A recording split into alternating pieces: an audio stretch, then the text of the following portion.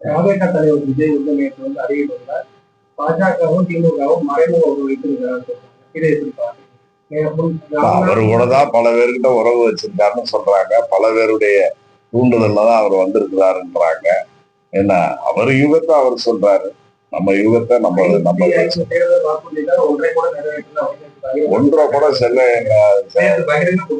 இல்ல. அவரு பகிரங்கமா சொல்றாருன்னா நாங்களும் பகிரங்கமா சொல்றதுக்கு தயார் தான். ஒன்னும் கூட நிறைவேற்றலைன்னா அவர் சராசரியா இருக்கிறாரா, எந்த இதுல இருக்காருன்றத புரிஞ்சுக்கிறோம்.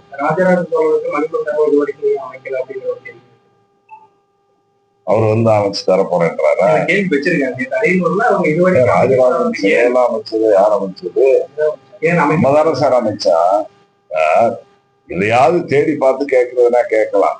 ராஜராஜ சோழனுக்கு அவ்வளவு பெரிய தஞ்சை பெரிய கோயில கட்டினது செலவத்தை நம்ம தானே வச்சா. கலைஞரே கோயிலுக்கே போகாத கலைஞரே கூட தஞ்சை பெரிய கோயிலுக்கு வந்து அந்த விழாவை 1000வது ஆண்டு இதுல சிறப்பா கலந்துட்டு கொண்டாடினாரு. திருச்சியில வந்து 2 அமைச்சர் திருச்சி அந்த அளவுக்கு இப்ப முன்னேற்றம் அப்படிங்கிற அதுக்கான விளக்குகளை நம்முடைய நகர்ப்புற வளர்ச்சித்துறை அமைச்சர் நேரு அவர்களும், அதே போல பள்ளிக்கல்வித்துறை அமைச்சர் மகேஷ் அவர்களும், மகேஷ் பொய்யாமொழி அவர்களும் தெளிவாக சொல்லியிருக்கிறார்.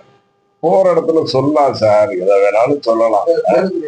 ஒண்ணுமே நடக்கல, ஒண்ணுமே நடக்கல, ஒண்ணுமே நடக்கலைனாக்க போய் அந்த இதை பாருங்க. அந்த பேருந்து நிலையம் இருக்குது திருச்சியில, பஞ்சப்பூர் பேருந்து நிலையம் பார்த்தா 600